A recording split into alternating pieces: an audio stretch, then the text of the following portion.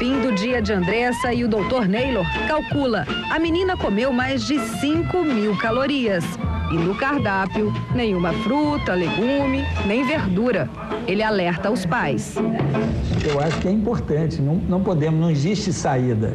Dá muito trabalho fazer alimentação do meu filho, dá trabalho. Mas a saída é essa, dá trabalho e vamos trabalhar para dar uma alimentação saudável.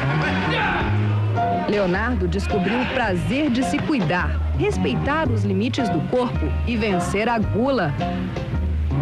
Não foi um regime, foi uma reeducação alimentar. Eu aprendi a comer de novo. Eu não fechei a boca, eu não parei de comer. Eu só segurei um pouco mais. Aprendi a comer. Sozinhos em casa, comendo o que querem. Especialistas ensinam como essa garotada pode se alimentar bem. Daqui a pouco.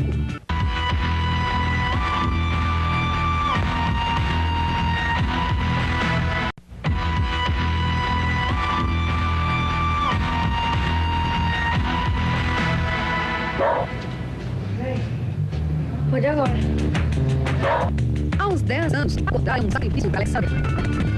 O café da manhã é pão à vontade com colheradas de manteiga. E a refeição é feita no chão da sala mesmo. A mãe faz o almoço antes de ir para trabalhar. Angélica trabalha numa loja em horário fixo. Ela deixa o prato pronto na geladeira. O filho único não vai ter mais farinha o resto do dia. A rua esconde perigos. Alexander mora em Itapaí, município na região metropolitana do Rio de Janeiro. Por nisso, ficando em casa. O videogame é a companhia. Faz o tempo passar. Salgadinhos ao alcance da mão. E um joguinho ao computador. Monotonia também recheada de biscoitos. E para almoçar, é só abrir a geladeira. É isso que eu faço todo dia. Todos os pratos preferidos numa só refeição. Macarrão, arroz, purê de batata, carne moída. Alex come sem prestar atenção na comida. Quando você vai num cinema e compra um saco de pipoca, é um absurdo. E você come aquele saco de pipoca assistindo o filme. No final, você acabou um saco de pipoca. Nesse caso de quem come à frente da TV ou quem come sem prestar atenção, acaba comendo mais? Muito mais. Come sem sentir. A hora da refeição há muito deixou de ser um prazer para Alex.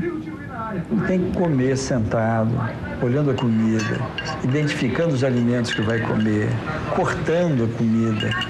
Nós não devemos preparar muito o prato da criança, né? Cortar tudo. Isso faz com que a criança coma mais rápido, faz com que ela coloque maiores quantidades de alimentos na boca. O ideal para crianças na idade de Alexander é comer no prato raso e com garfo e faca.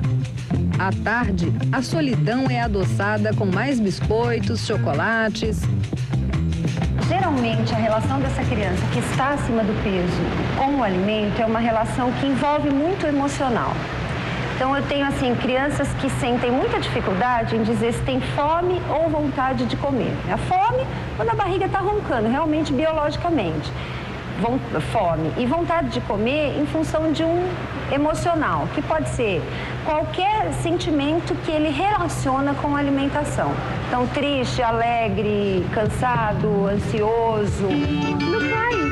O único exercício que ele faz durante todo o dia é correr para abraçar o pai que volta do trabalho no fim da tarde. O jantar da família é um lanche, sanduíche com alface e queijo Minas, um iogurte, uma banana amassada com leite em pó e refrigerante. Como comer certo se dá trabalho? E a mãe não tem tempo, o pai não tem tempo. Sim, porque nós achamos que a alimentação não é o principal. E a alimentação é o principal. Reencontramos a família de Alex alguns dias depois da primeira visita. Todos os dias no trabalho, eu trabalho preocupado, eu não paro de pensar um minuto, né, nele, porque ele fica só em casa, o que ele está comendo, o que ele está fazendo. Espera e ansiedade. Dava uma tristezinha, assim. Tristezinha? Dava o quê? Muita tristeza. Alex parece outra criança, feliz porque a solidão tem data para terminar. Angélica decidiu largar o emprego para cuidar do filho.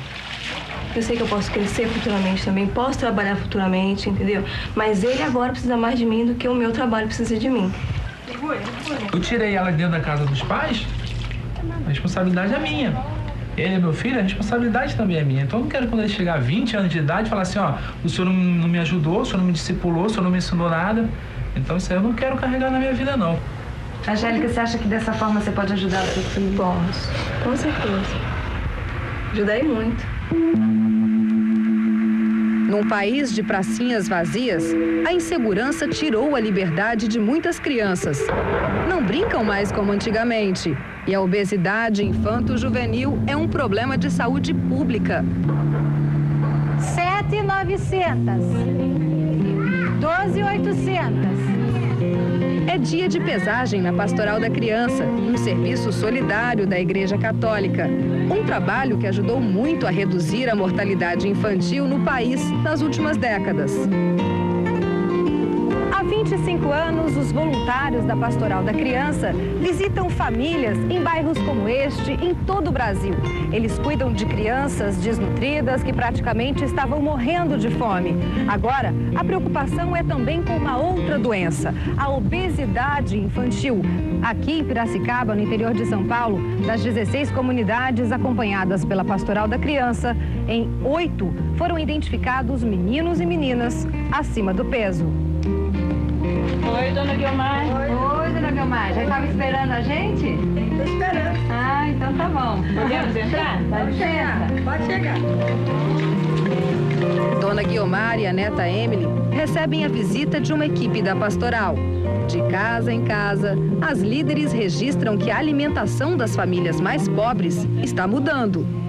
Faz acho que uns 5 anos para cá que a gente está percebendo que as crianças começaram ganhar muito peso e na pastoral não é normal, né? Sempre é mais normal ter criança com menos peso. E aí a gente começou a investigar, ver o que essas crianças estavam comendo e que estava aumentando. E a maioria é salgadinho e refrigerante em excesso, né? E as bolachas. Na última avaliação no mês passado, Emily estava acima do peso. Desde então, os biscoitos favoritos foram tirados da dieta pela avó Guiomar.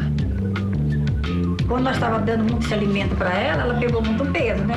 Depois a gente viu que ela estava engordando demais e diminuiu a bolacha, né? Tem que tirar a bolacha, né? O biscoito, o arroz, as massas, alimentos baratos ao alcance da maioria, mas que sozinhos não são suficientes para uma boa nutrição. A Zizi ensina a combater a anemia, problema que atinge quase a metade das crianças brasileiras.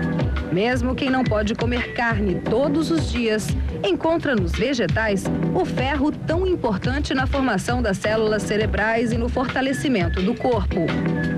Então, por exemplo, se eu comer arroz e feijão só, né? O ferro do feijão não será absorvido se não tiver a vitamina A e C junto. Então, eu teria que ter algum legume de cor alaranjada, teria que ter folhas verdes e ter uma fruta. Uma laranja depois do almoço. Orientações simples que ajudam milhões de famílias brasileiras. E a pequena Emily está voltando ao peso ideal. Juntos, pais, professores e médicos descobrem como ajudar os filhos a evitarem a anorexia e a bulimia. Veja a seguir.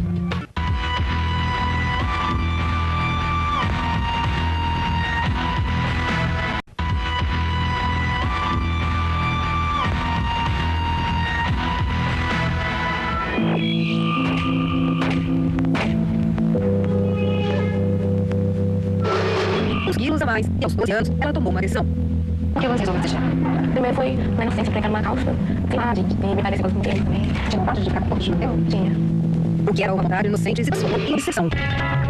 Uma simples dieta, na maioria das vezes, é o gatilho que aciona no cérebro a força de engordar. 90% dos casos de anorexia nervosa começam assim.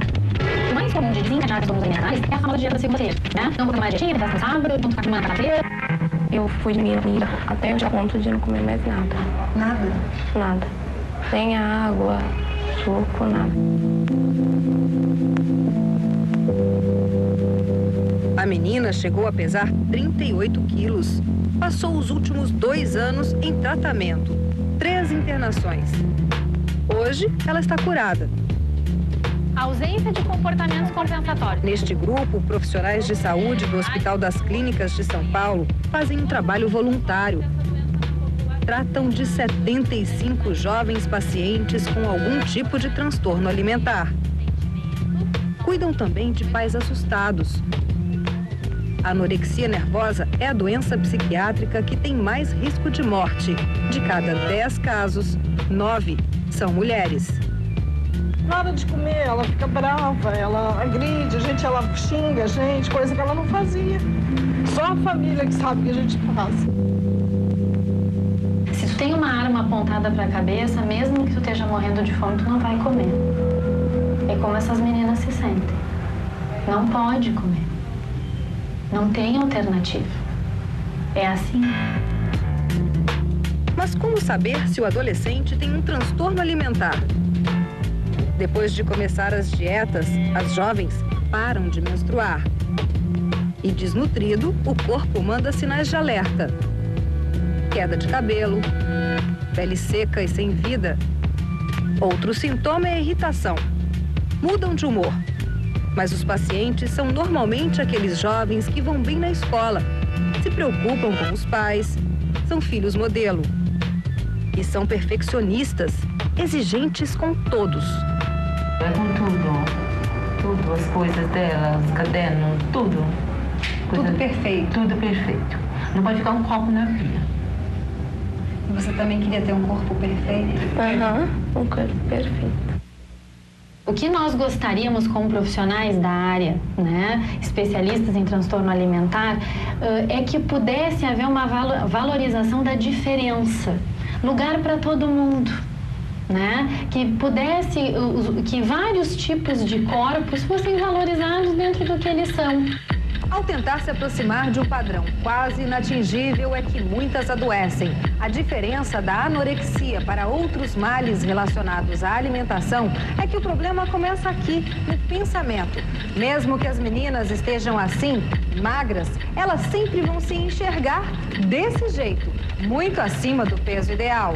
O desafio é conseguir mudar a forma como elas percebem o próprio corpo. Às vezes eu não sabia se era eu ou se era o espelho que era mentiroso. Mas o que você enxergava no espelho? Eu muito gorda. Esta menina de 14 anos está em tratamento. Emagreceu 16 quilos em 3 meses. Pesa hoje 33 quilos. Alguns médicos preferem não expor a magreza das pacientes na televisão. Na cabeça dessas meninas, aparecer seria um estímulo, um reconhecimento de que elas conseguiram vencer a balança.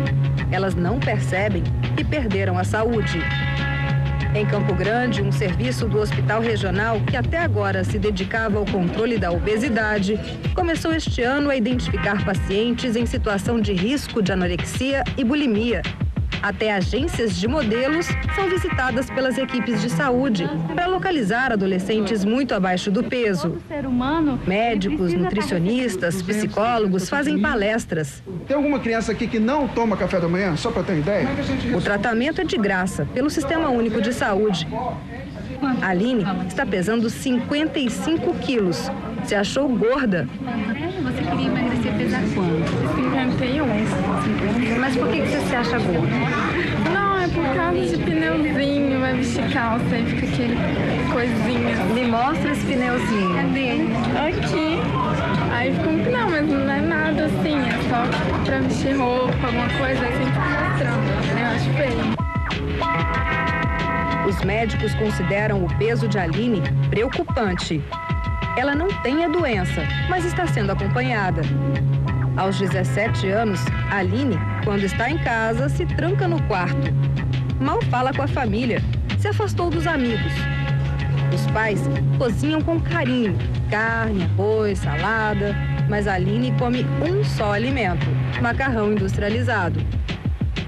O normal dela é o macarrão. Como é que a senhora se sente? Olha, eu fico com medo. Sinceramente, eu tenho muito medo, assim, desse ritmo dela, né? A gente não pode fechar os olhos para esses problemas que estão tão evidente hoje em dia, né? A gente não pode dizer que isso está longe da nossa família. O cuidado e a atenção dos pais ao primeiro sinal de alerta é ainda a melhor prevenção, antes que seja tarde demais. É um tratamento árduo, ou seja, trabalhoso, difícil, mas é possível, né? Então, eu acho que essa é a melhor mensagem que um pai pode ouvir, que ele não precisa estar sozinho, que ele não causou a doença e que ele tem condições de reverter e ajudar muito ainda o filho dele. Eu me sentia incapaz, né? Porque uma mãe que não consegue alimentar seu próprio filho é o quê? A mãe só está feliz quando seu filho come.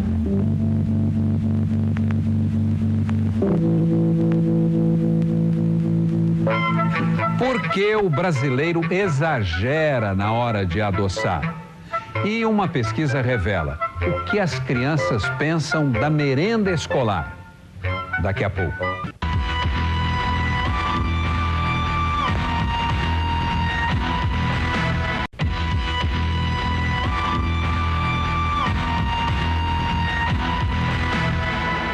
Na escola que milhões de brasileirinhos fazem a principal refeição do dia. Um direito garantido por lei. A merenda escolar é um dos mais antigos programas do Brasil. Há mais de 60 anos, comida servida em escolas públicas brasileiras. O difícil hoje é fazer com que a merenda atenda crianças com necessidades e hábitos alimentares bem diferentes. 8 horas da manhã e o trabalho das merendeiras já começou. Estamos em Piracicaba, interior de São Paulo. Hoje o cardápio é cuscuz de frango. Uma mistura que leva molho de tomate, grão, ovos, milho, milho e farinha de milho para engrossar. Pra quem chegou na escola sem café da manhã, o horário que a merenda é servida é ideal. 9h30. A refeição que tinha está à disposição dos alunos. Mas meninos aproveitam o recreio para brincar. Você acha que é muito rápido? Não, acho que é bom sim. O que não tempo? Porque é tanto brinco, né? Que nem dá tempo de comer. A diretora da escola admite que a merenda é servida muito cedo. Por fim, as crianças que vão estudar de barriga vazia. Já fizemos teste de colocar mais tarde. Só que aí as crianças que vêm sem o café da manhã e que tomam só um leite quando chegam aqui, mais tarde do que 9h30, é muito tarde. Esta professora da USP de Piracicaba estuda a merenda escolar no Brasil há 10 anos. Pesquisou escolas em todas as regiões do país e perguntou aos alunos o que eles acham da refeição. Descobriu que o horário é inadequado. Crianças que comem antes de sair de casa dificilmente vão querer um prato quente no meio da manhã. Eles não querem esse tipo de alimento, então eles lançam mão de outras opções, como cantina escolar, que muitas vezes a cantina escolar é aquele estabelecimento que comercializa alimento dentro da escola e que muitas vezes não oferece um alimento saudável. A concorrência está logo ali ao lado. Empurra para conseguir um lanche. O que vocês gostariam que fosse servido na merenda? Uma saladinha, assim. Eu prefiro carne de panela. Eu prefiro fruta. Um suco. Batata frita. Batata frita também. Frango. Então quer dizer que vocês queriam mudar alguma coisa no cardápio. Por isso que às vezes escolhem a cantina? E a pesquisa também revelou: metade das crianças não comem o que é servido nas merendas. Não gostam da colher e do prato fundo de plástico, que já não usam mais em casa. Reclamam que falta um lugar adequado para comer. Elas ficam de pé e tem ainda toda essa barulheira. A senhora, como mãe de 3 filhos, a senhora acha que está completo ou está faltando algum nutriente na merenda? Falta. Infelizmente falta. O quê? Para quem vem só e come só disso, falta. Falta carne, falta legumes, mesmo servindo os legumes. E as verduras são inexistentes praticamente, né? A Organização Mundial de Saúde indica que a merenda deveria ser uma refeição leve, ter apenas 15% das necessidades diárias de alimentos. Com frutas, verduras, mas muitos municípios acham difícil armazenar esses produtos que estragam em poucos dias. Tem sempre as exceções. Em Niterói, estado do Rio, as crianças hoje ganham fruta e suco antes de entrarem na sala de aula. As bandejas ficam à disposição. É parte de um projeto para tentar diminuir o consumo de refrigerantes por aqui. 98% das crianças com idade de 9 a 11 anos tomavam refrigerante dia sim, dia não. elas foram convencidas a trocar para o suco. Mas, para a surpresa dos pesquisadores, quem deveria ser aliado não resistia aos apelos dos alunos. Eu gosto muito deles, eu trato eles como meus bebezinhos mesmo. E um jeitinho brasileiro de agradar é sempre dar algo bem docinho. As merendeiras colocavam quantidades enormes de açúcar nos sucos. E a dieta não adiantou muito. Aqui em Niterói, o pessoal tem uma preocupação muito grande, mas as merendeiras, se precisar, elas trazem de casa açúcar, porque se elas acharem que não é a quantidade adequada, elas vão adicionar o que elas acham que é bom para a criança, porque elas querem agradar a criança. Sobrou para elas que mimam tanto as crianças. Agora, são as merendeiras que entraram para o projeto. Reduzir a adição de açúcar nos sucos. Então, nós vamos participar com vocês e vocês vão ser as transmissoras desse conhecimento para as crianças, pelo que vocês fazem e pelo que vocês conversam com elas. São acompanhadas e aprendem que o controle dos doces deve ser maior. Tarefa difícil, ainda mais no país que é um dos maiores consumidores mundiais de açúcar. Você chega num limite que você já não consegue mais perceber a quantidade de açúcar que você adoçou.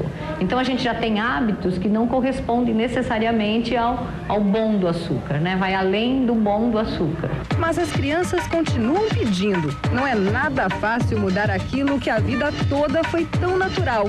Se a gente for fazer a vontade delas, né? Só fritura, né?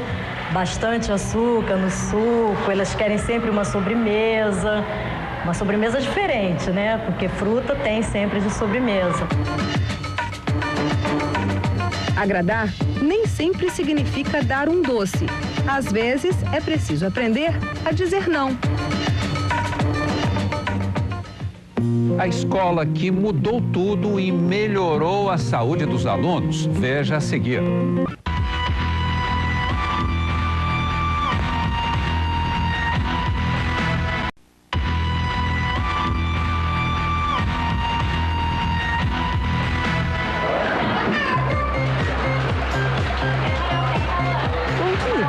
Uma criança começa a aprender os hábitos que vão transformá-la em adulto saudável.